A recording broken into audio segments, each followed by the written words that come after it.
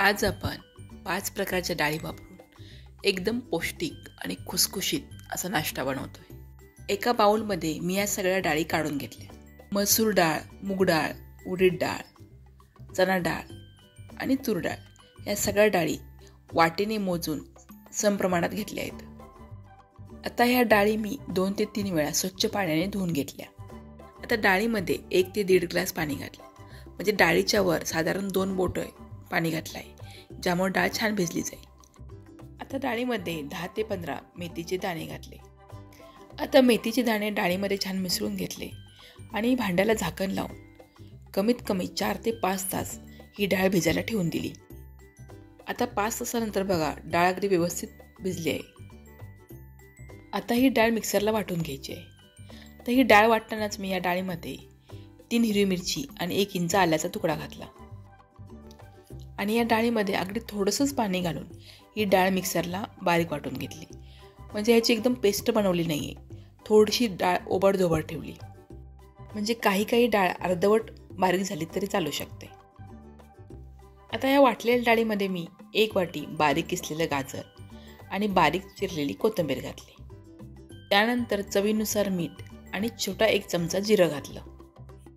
आता हे सगळं एकत्र मिसळून घेतलं, चमच्याने छान हलवून एकजीव करून घेतलं। आता सगळ्यात शेवटी यामध्ये पाव चमचा सोडा घालायचा आणि सोड्यावर अर्धा लिंबूचा रस घालायचा। आता तुमच्याकडे जर इनो असेल तर तुम्ही इथे इनो वापरू शकता, मग तुम्हाला लिंबू वापरण्याची गरज लागणार नाही। आता हा सोडा या डाळीच्या मिश्रणामध्ये मिसळून घ्यायचा आहे। सोडा घातल्यानंतर हे मिश्रण जास्त वेळ हलवायचं नाही, फक्त 1 ते 2 वेळा हलवून सोडा मिश्रणामध्ये एकजीव करून घ्यायचं आहे। आता हे डाळीचं मिश्रण तयार झालं आहे। आता त्याचे आप्पे बनवायला घेऊ।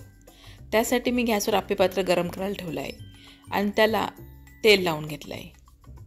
आता हे डाळीचं मिश्रण या आप्पे पात्रामध्ये मी 1 चमचा घालून घेतलं। आता हे डाळीचं मिश्रण आप्पे पात्रामध्ये घालून झाल्यानंतर त्याला झाकण लावलं आणि 3 ते 4 मिनिटांसाठी मध्यम गॅसवर हे शिजवून घेतलं।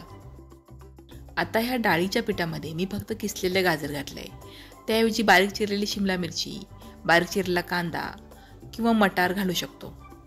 आता हे आप्पे आहेत ना, ते वरच्या बाजूने पूर्ण कोरडे होईपर्यंत भाजायचे नाहीत, म्हणजे खालच्या बाजूने तर ते व्यवस्थित भाजले पाहिजेत, पण वरच्या बाजूने ते थोडेसे कच्चे राहिले पाहिजेत, त्यामुळे थोडंसं पीठ दिसलं पाहिजे। असं असतानाच ते उलटून घ्यायचे, म्हणजे आप्यांना छान गोल आकार तयार होतो। नाहीतर मग एका बाजूने आप्पे असे चपटे तयार होतात, त्याला असं छान गोल आकार येत नाही। आप्पे उलटून घेतल्यानंतर त्यावर चमच्याने थोडंसं तेल सोडून घ्यायचं। आप्पे दुसऱ्या बाजूने भाजायला जास्त वेळ लागत नाही, 1 ते 1.5 मिनिटांमध्ये भाजून तयार होतात। आता तुम्ही बघू शकताय मस्त गोल गोल लाडवासारखे आप्पे तयार झाले आहेत। आता आप्पे बनवताना मी डाळ थोडी जाडसर वाटून घेतली, पण हीच डाळ जर तुम्ही बारीक वाटून घेतली तर ह्याचे छान डोसे तयार होतात।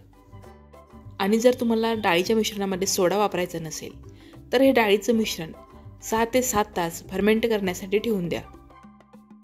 पौष्टिक आणि खुसखुशीत आप्पे तयार आहेत। हे तुम्ही खोबऱ्याची चटणी किंवा हिरव्या चटणीबरोबर खाऊ शकता।